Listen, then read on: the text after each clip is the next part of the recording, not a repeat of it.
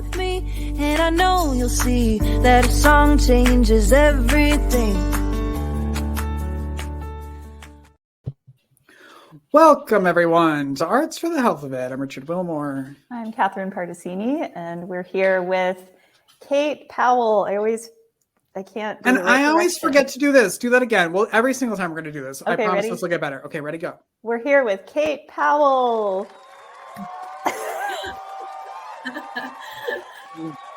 Hi, Kate. Hi. Welcome. I love the accolades at the beginning. I feel like you should do that a few more times. I'm just kidding. Oh, we can. Every time, every 3 minutes. I'll set a timer. Yeah. Yeah. Okay. So, Kate. This one will do. We should have been recording this before because we had a great conversation about Christmas music before we started. Yes. Kate is a lover of Christmas and Christmas music, as I am. Catherine, you didn't really chime in, so I feel like maybe you're not. Yeah. Or no, I am, and actually, my 6-year-old insists that the Christmas music is on all the time. As she should. Yes, so he's like the little cheery elf in our house. So he's the best. He should be a member of this team. He kind of is. Before we get into what Kate's actually here for, before we get into what Kate oh gosh is actually here for, it's Thanksgiving week, so I have 2 questions. Are you both listening to Christmas music yet, or when does that get turned? When does Michael, Catherine, allow it to be turned on? And do you have rules around that? And then each of you, what are you most thankful for this year? I'll let Kate go first. Okay. Absolutely listening to Christmas music. Yes, 100%. Me too. 100%. Wow. Have been listening to it since like June, and sometimes I just listen to it whenever. It's very helpful for me to calm down. Mm-hmm. And went in hard starting October 1st, and then I am most thankful for my, like, seriously, this sounds very corny, but just my family, particularly my husband this year. We started foster parenting, and it's been a very fun, crazy, insane, awesome journey. Like, there's just no other way to describe that. And, we just moved into a new house, and I just love our family. I love what we're doing, even when it's nuts. So that's what I'm most thankful for, is like, I would not trade it for anything, even when it's driving me crazy. Oh, that's how you know it's good. Yes. Yes. So same on the music. It's already happening. Wow. And let's see, most grateful for this year. I think just, health, like the health of my own family. It's something we try not to take for granted. And so I'm grateful that I feel like as a family, we try to do things that are, whether it's going for a walk or anything, that we're just more attentive to that over the past year. That's awesome. What about you, Richard? What's the Christmas music status and your gratitude? The Christmas music wouldn't stop if I make myself. It would be a year-round thing. I do it in order. It's a whole thing. But I make myself wait until the day after Thanksgiving, and then it's usually nonstop. I'm also the person who still has the CDs in my car and a little thing, and I love that. To me is part of it, right? Not just downloading music. To me, it's the CDs and all of it. So I haven't started yet, although I did drive to Wisconsin a couple weeks ago, and it was snowing, and I had to drive 4 hours in the snow and the sleet. And we turned on Christmas music then to calm me, like Kate said she does, because I was in a panic attack of I haven't driven in snow in 5 years and I don't know what I'm doing. So we put on Christmas music. It was perfect because we don't really get snow usually in Texas. So it made sense, but it stopped as soon as we were out of the car, and I haven't listened to it since, but I will start on Friday of this week, it turns out. Exciting. Yeah, and I'm thankful for growth. Personally, professionally, Hearts Need Arts growth. It's been a really fun year, and I'm excited for the future. Awesome. All right. The future of the podcast is not just us babbling, though. We're here for a reason, although I thought that was fun. Kate, tell us where you're from, like literally where you're from in the United States, Okay. where you're at, because I think that's always fun because we talk to people from all over the world, and then what you do there, because it's very exciting and fascinating. Yes. So we are in Norfolk, Virginia, which is more commonly associated with Virginia Beach, Virginia. But just so you all know, there is a difference. We do independent cities here instead of counties. And so when you call Norfolk, Virginia Beach or vice versa, like from outside, we're always very quick to be like, no. That's like, a no. Yeah. Right. I'm from Norfolk. So I live in Norfolk. Our office is in Norfolk. We do serve all the cities around us, including Virginia Beach. So no hate, just loyalty. But I just want to make that clear to everyone. So that's where we are. And for those who need like a visual, we're in the southeastern corner of the state, right up against the Atlantic Ocean. So we get the ocean. It's super fun here. And so what I do in this great city of mine is serve as the executive director of Tidewater Arts Outreach. And we are an agency that focuses exclusively on using arts to bring joy and healing to older and isolated adults. We added the and isolated several years ago to our mission statement to make sure that we were really capturing what we were doing.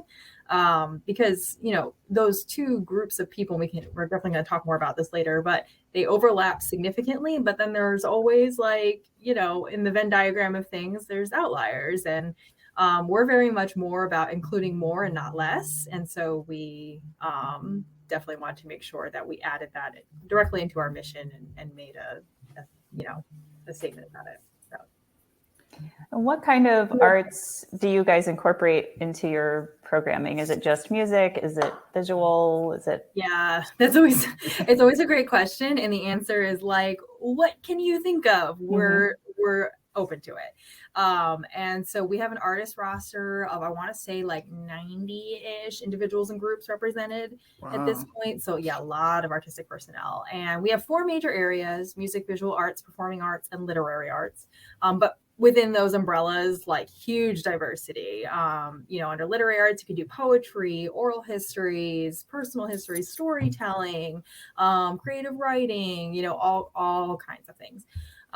Visual art, I have almost every medium you can imagine, from clay to paint to, decoupage, mixed media, just anything that you could possibly think of. Resin, we're getting into now. So there's a lot of different mediums and disciplines within our roster, every genre under the sun in the music area. We go classical, we go rock, we go one-man band, we have actual bands, bluegrass. It's just it's a huge diversity of things. And so when we approach partners about doing programs, we're very much what do you want? Because we probably have it. Right. Your menu is pretty extensive. I have referred to it as a menu before. I'm here's your menu of options. And we actually limit the menu sometimes to not all of the possibilities. And I tell partners, I'm look, if I gave you every single thing we've ever done, you're not even going to read the list. You're going to get overwhelmed and you won't work with me anymore. So you need an index. Right, exactly. And then we give you a sampling and then we'll go from there. Can you talk a little bit about your partners? Are they what types of facilities are you going in? Are you doing classes on your own, or are you working exclusively with facilities? Right. So this is always a big question. And I always tell people we're a B2B business. So we're doing all programs in partnership with other organizations that are already serving older and isolated adults. Because typically it's not hard for the adults that we're focusing on to receive services. It is hard to reach them, as it were, piecemeal. And so the most efficient way we found is to work through partnership. Partners can be senior living communities, nursing and rehabilitation centers, day support centers, hospitals, shelters, libraries, city parks and rec, general community groups that are focused on seniors, a service provider for adults with disabilities, integrated behavioral health care, just whatever you can think of. So we've got municipal partners and private partners and, congregate care, just seriously, what we tell people is like, if you work with older and isolated adults, you should call us. We can probably do something. It will look differently. You know, some partners we work with like once a week or more than once a week, and others are more of like once a month or once a quarter. But we're like down for the ride as long as we're targeting the groups that we're trying to target.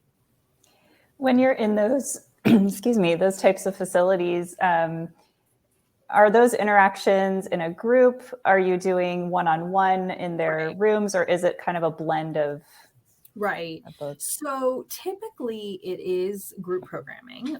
Again, we're trying to go for an efficiency model as much as possible. And because a huge aim of our work is defeating social isolation, doing group programs is, you know, that's part of the deal, is increasing those social connections and working with others and feeling accomplished alongside others and, you know, bringing joy, which is usually done in groups.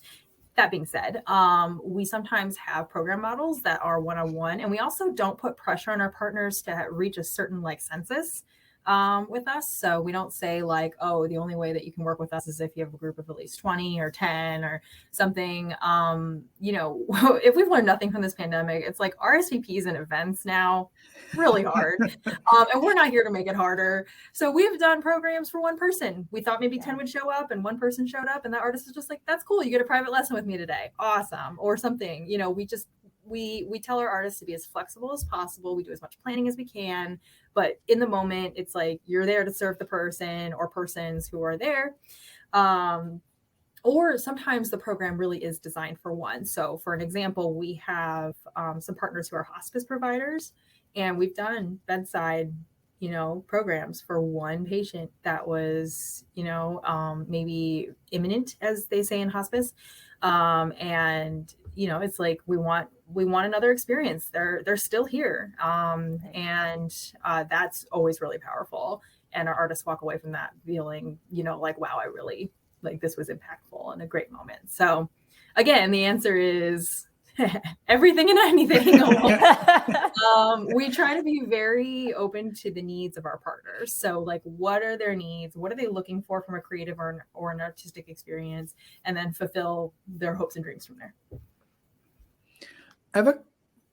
Did you have a question? Richard, no, okay. You go. So we always, you know, this podcast and what we do in Arts and Health is all about like the celebration of what we're doing. And you're working with a population that is, we have found, I guess, at Hearts and Art, maybe not for you, that it's sometimes difficult to get that yes out of them, that they want to engage and that they can be creative. How do you find that? Is it different because of where you're at? And how do you overcome that with your patients? Yeah. So yeah, we're sometimes working with residents, patients, just general community members. That's actually something we do when we do partner intake, is we say like, what do your people call themselves? And like, make sure that we're doing like a very social work focused, you know, intake where we're like, we're going to meet you where you're at language wise and needs wise. When we do intake with a partner, we interview them on a lot of these questions. Like, what are the challenges that you're seeing in the programming you're already doing? What are you looking for? Are you trying to engage more men? I mean, that's something that we hear several times, which sounds weird, but it's not, because, you know, typically what will happen is like in your average senior living community, and they call them communities, not facilities, by the way. Like if you call them a facility, they get real mad at you. So not, you know, obviously not fussing or anything. It's just, I have been on the end of that so many times. I'm like, I'm sorry. So, but anyway, but yeah, when we're talking to them, they'll say things like, oh yeah, when we put out like a paint class or something, all the women will show up and we get no guys. And so we'll be like, well, what about a comedian? You know, or something like that. Like, why don't we try something else that maybe will be a little more accessible, or at least seem more accessible to everyone? They make those social connections with those around them, and then they're more likely to participate in the other programs because they're like, oh, well, so-and-so's going, so I'm going to go too. You know, humans never stop doing that. I don't care how old you get. They're always like that. And I think also this is back to like your question about how we get them engaged and how we overcome that. We do train our artists pretty extensively, and like, this is who you're serving. Like when we first bring them on the artist roster, they have an interview with myself and my program director. we're very much like, this is who you're serving, or these are the different groups of people that you'll be serving.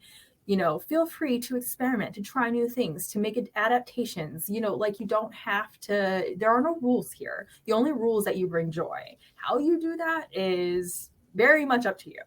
You're the expert in what you do. We are not. We are here to make the connections and provide you with the resource, pay you, all those things, and you're there to really make the magic happen. So we do that. And we also, I think, because we work in partnership, we're already working with trusted individuals for the participants.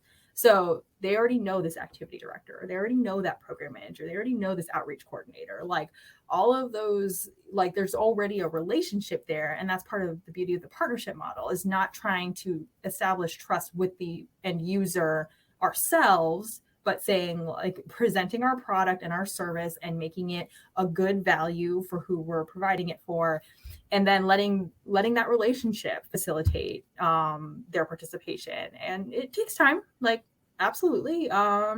Again, like, sometimes we've had a program of one for the first one because they were just like, what is that? And that's becoming less and less common now. We are now, it's now starting to become a little more reputation based, where not only does the participant recognize the partner and trust that partner to provide them with a good program, but they're also noticing, like, oh, that's a Tidewater Arts Outreach program. Like, I did that over here. I did this at that library or whatnot. It's going to be great. Let's go back again. So You're familiar. Yeah, you're familiar to them. yeah, the familiarity is starting to happen, which is one of our strategic plan goals. So I'm so glad.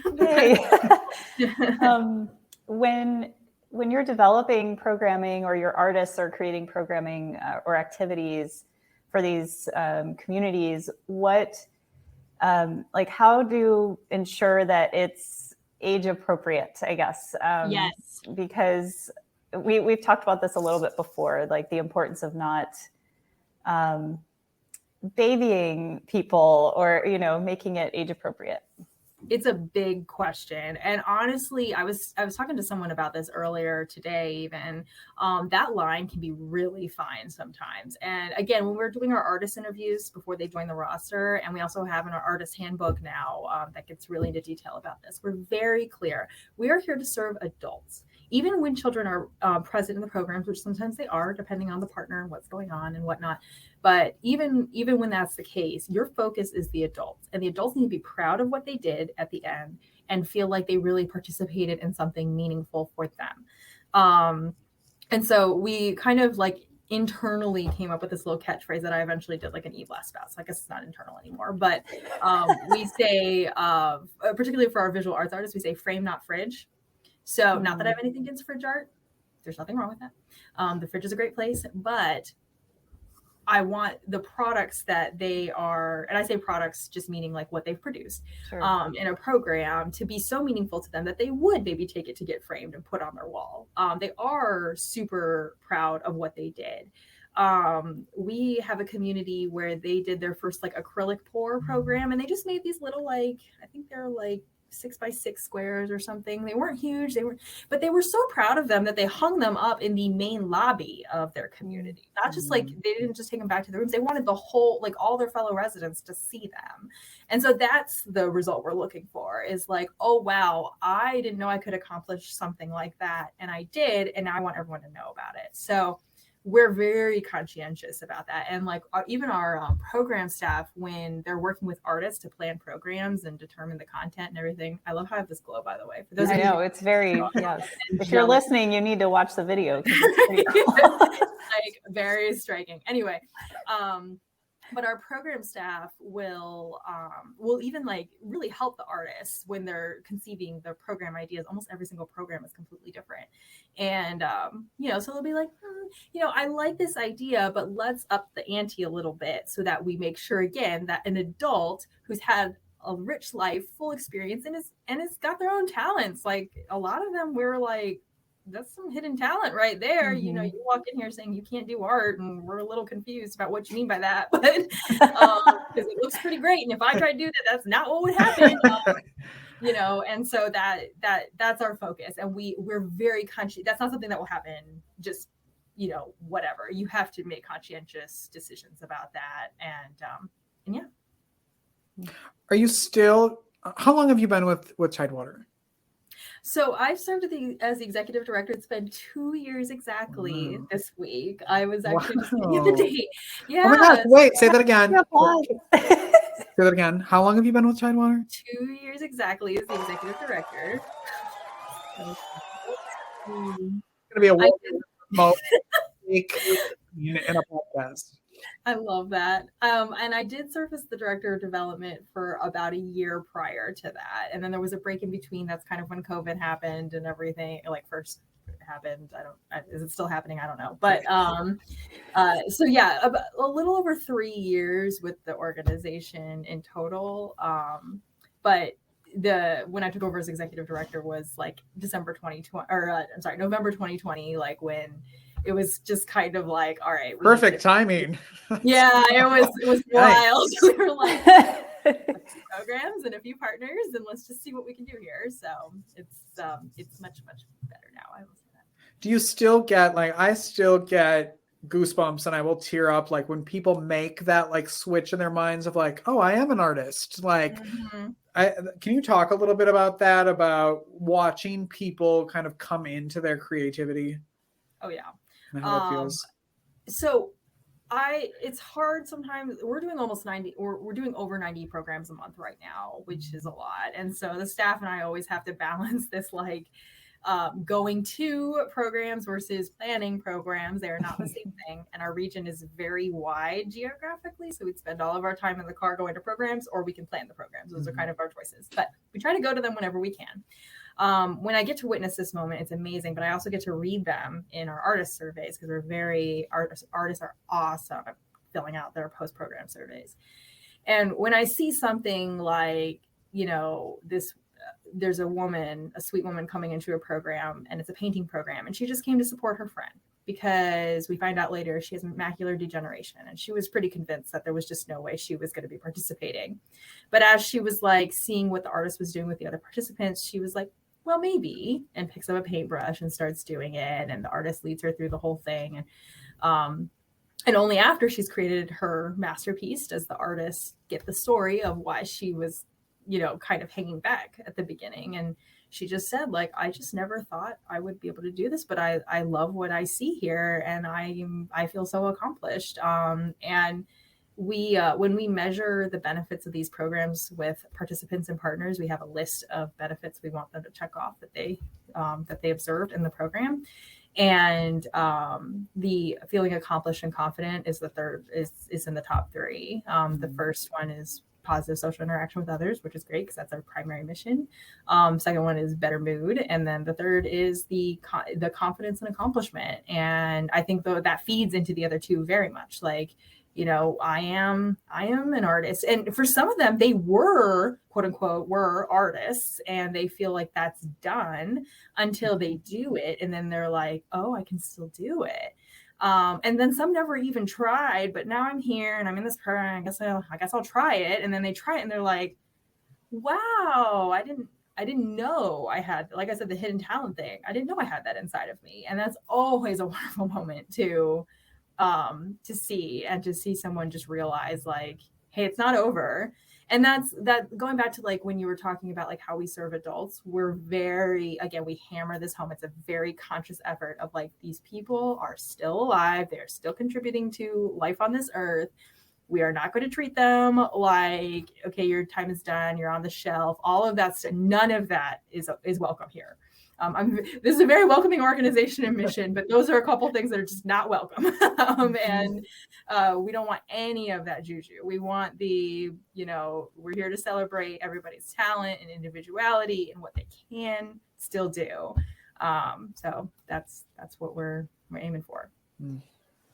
What would you say to people who, I guess I have like two questions, because I think there's probably a lot of people that, whether they're caregivers or they have a family member that perhaps lives in one of these types of communities, and they might be thinking like, well, I'm not an artist or musician, or I'm not creative.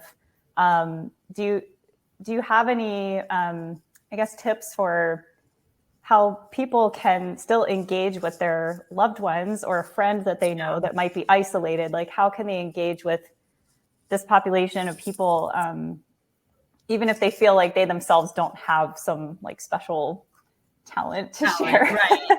Yeah. So when we like it, this is so interesting. It's actually something we're really going to be tackling in 2023, with empowering others to empower others. Like we're trying to roll out a new training program that our staff and our artist roster will facilitate to make, like, particularly our program staff, like, or our partner staff, like our program directors, the coordinator, like everyone I was just mentioning, feel like they can also do that. And definitely, you know, to your point of like family members and caretakers, like also incorporating them into that type of experience where it's like, let me show you how we do what we do in an accessible way for someone who isn't necessarily like been painting for 20 years or been making music. Everyone can be creative, like, and I speak as someone who got a bachelor's of music degree. Like, there's certainly professionalization in art, and I think that's great. I don't think there's anything wrong with that. But I also don't think the general population needs to be like, well, I'm not an artist, because none of us would agree with that. Like, you know, we say, like, if you make music, you're a musician. If you make art, you're an artist. And there's someone who appreciates what you're doing. Like, it's not everyone, but there's always somebody who's going to appreciate your efforts. And I think that there's so many opportunities that people have to be creative with their loved ones and those around them. And the emphasis on those experiences, like, cannot be overstated. I actually have a grandmother-in-law. I know it sounds weird, but my husband's grandmother, she just recently passed after turning 100. And she's an amazing woman. I say it in the present tense because I think she's still amazing. Was an MFA. You know, she was painting well into her 90s.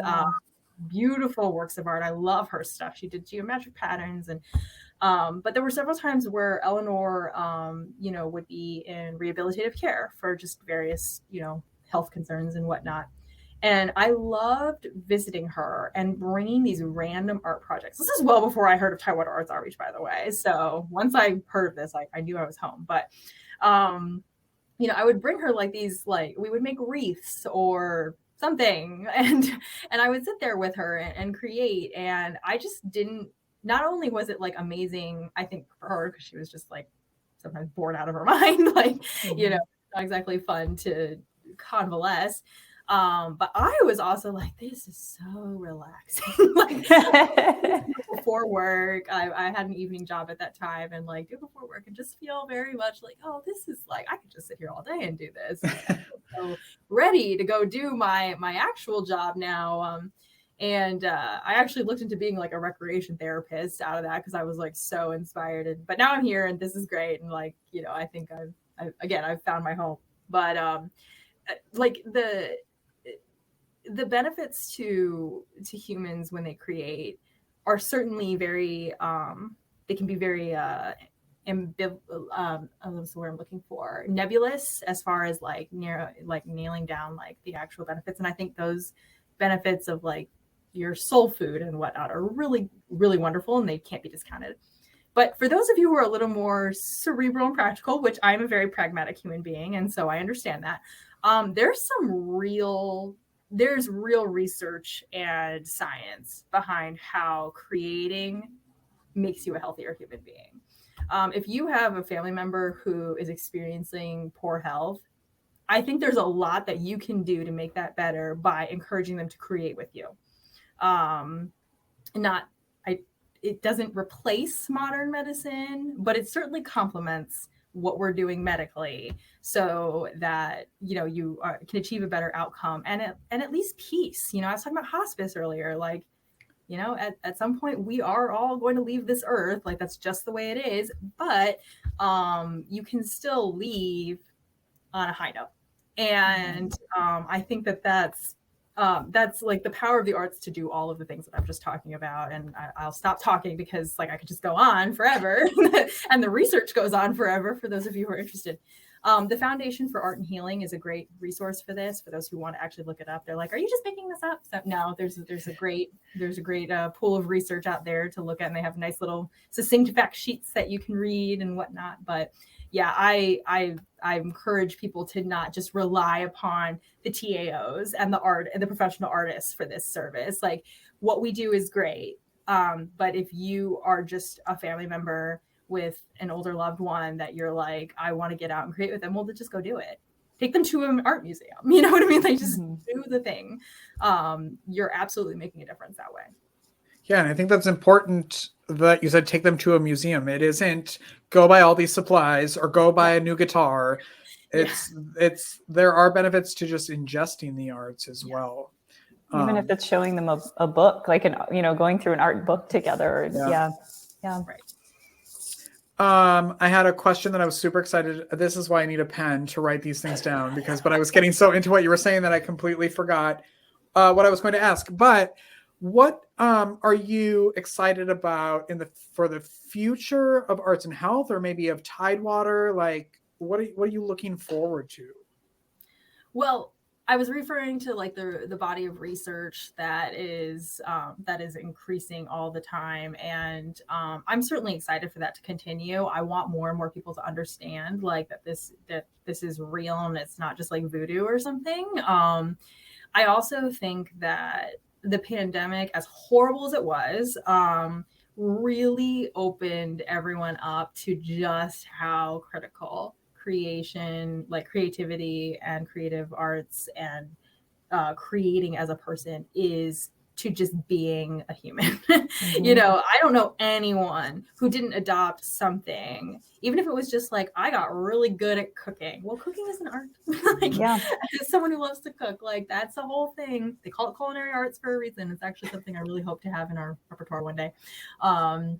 But the people who were like, I'm now decorating cupcakes all the time because that's what my boredom thing was during the pandemic. It's like, well, it wasn't boredom. It was, I no longer have a lot of the stimulus that I would have from going out and being with friends and whatever. And creating filled this hole that I had. It because not only can you experience isolation from others, I think you can experience isolation from yourself. And both of those things are extremely unhealthy. And what art does is it can address both of those things. It can address it when you're alone in a room and you're feeling really disconnected from like your own head and you don't know why. And like, you just like, you sit down, you just start writing, or you just start drawing, or you just, start beating out of whatever it is that you're doing. Like, we do this because it's actually like a human need. And then same thing for societal connection. Like, look at like any society in the world and you'll see how every single one has a method of getting together and creating, whether it's dance, artwork, music. They do it. They have some sort of system for it. Some are, sometimes it looks like a symphony. Sometimes it looks like I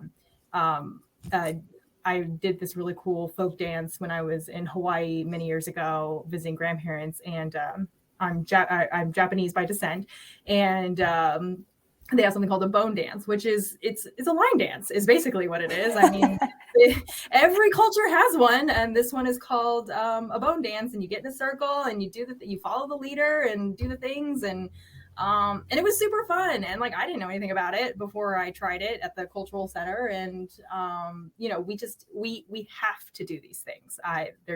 It is inside of us. There is no getting away from it. Yeah, it's like we just have to accept it. Like, right. Just accept it, that it's here and that we need it, and that someone just said the other day, we're created to create. And I was like, yes. 100. That is like, yes, 100% created to create. And I think for the future, it's like, we need to really invest in this. Like I'm a very pragmatic person, and one of my primary jobs here is fundraising. And I'm constantly just telling funders, like, look, I'm going to pay my artists and I'm going to buy professional supplies. That's my standard. So, I need your support to do that. And I think it's a good investment of your funds. And many of our funders agree, which is how we've managed to sustain the growth that we've seen, which is fantastic. And I think that is the trajectory. I think, again, horrible pandemic, but there were great lessons learned out of it. I said that during the entire like height of the pandemic is I hope we don't forget how important the arts were during this. When every museum suddenly had free virtual tours, they were putting there were arts all over the internet so people could take it in, and people were just giving away their art because they knew how important it was, and I hope we don't ever forget that. Absolutely. Yeah, I hope not too. And at least while I am living, I will and breathing, I will continue to I'll be that person with like grandchildren or something going like back in my day. Yeah. Like I intend to be that person. Hopefully we can be the grandparents that are like, back in my day, I didn't have a musician in my hospital room every time I was admitted. Exactly. Yeah. Oh man, that is what we should aim for. It's like it used to be boring, and now look at you, coloring, playing drums, live music. Yeah. Right, stop complaining. How lucky are you to be in the hospital right now? Right. How fortunate are you right now? Yeah. Kate, what's the best way for people to connect with you or Tidewater Arts or learn more about what y'all are doing? Yeah, so we're pretty good at being at communicating, or at least I think we are. So we have a website, tidewaterartsoutreach.org. Also, all of our social media stuff, we're on LinkedIn, Facebook, Instagram. Our handle's at 757 Arts Outreach.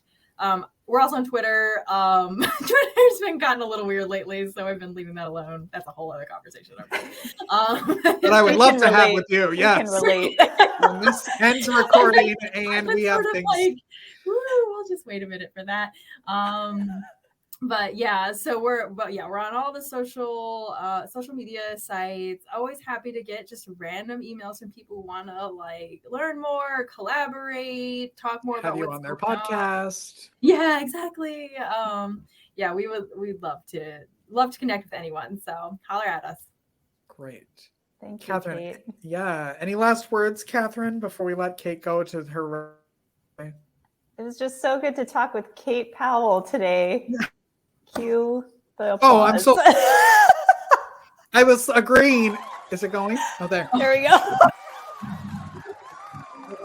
Tired. It's all the afternoon, and we apparently didn't give them enough sugar before we recorded. Kate, thank you so much for hanging out with us today. Oh no, thank you for having me. It's been a delight. We appreciate you. I have so many questions about what you're doing after we're done recording. So I'm going to say goodbye, everyone. Thank you for listening and watching. Make sure you subscribe wherever you're doing that. And make sure you keep creating, okay? All right, everyone. See you next time. Bye. Thank you for listening to Arts for the Health of It. This episode is produced by Hearts Need Art, creative support for patients and caregivers, and hosted by Richard Wilmore and Catherine Particini. You can support the show and help others learn about the healing power of the arts by visiting heartsneedart.org. The views expressed on this podcast do not necessarily reflect the views of Hearts Need Art, their staff, board members, or other affiliates. All content is created for informational purposes only.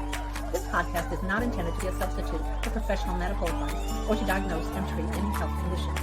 Always seek the advice of your physician or other qualified health professional with any questions you may have regarding a medical condition. Never disregard professional medical advice or delay in seeking because of something you've heard on this podcast.